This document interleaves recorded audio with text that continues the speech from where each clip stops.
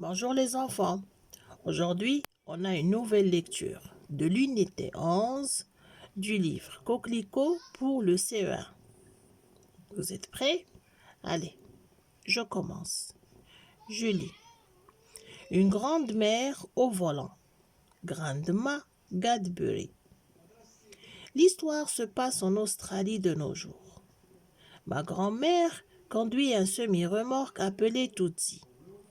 C'est un Kenworth de 36 tonnes. Grandma voyage en général d'un état à l'autre en transportant toutes sortes de choses, des pièces détachées d'automobiles ou des boîtes en carton. À la mort de Grandpa, il y a 3 ans, elle a repris l'affaire et depuis, elle sillonne les routes. Quand elle est devenue camionneur, j'ai failli mourir de honte.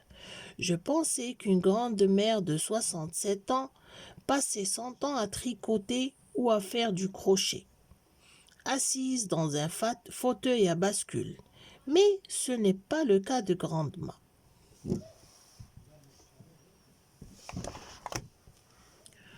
Je ne parlais de ma grand-mère à personne.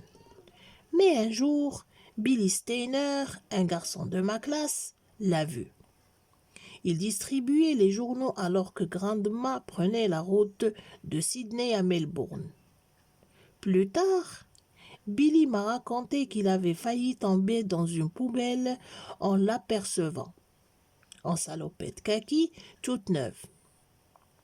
Elle scrutait la route par-dessus ses lunettes.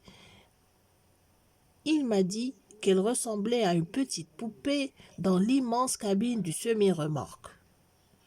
En arrivant à l'école, Billy a propagé la nouvelle. Je me suis caché derrière la remise, en souhaitant mourir. Mais Sheila Fangborner m'a découvert. « Je sais pour ta grand-mère, Gadbury, m'a-t-elle dit.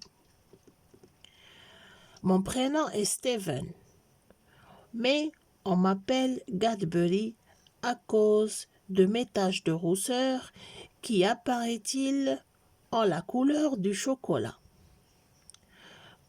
Qu'en penses-tu? Ai-je murmuré. Je trouve ça génial. Nous, les femmes, ne voulons pas rester plantées derrière un évier toute notre vie. D'après Diane Batt, une grande mère au volant.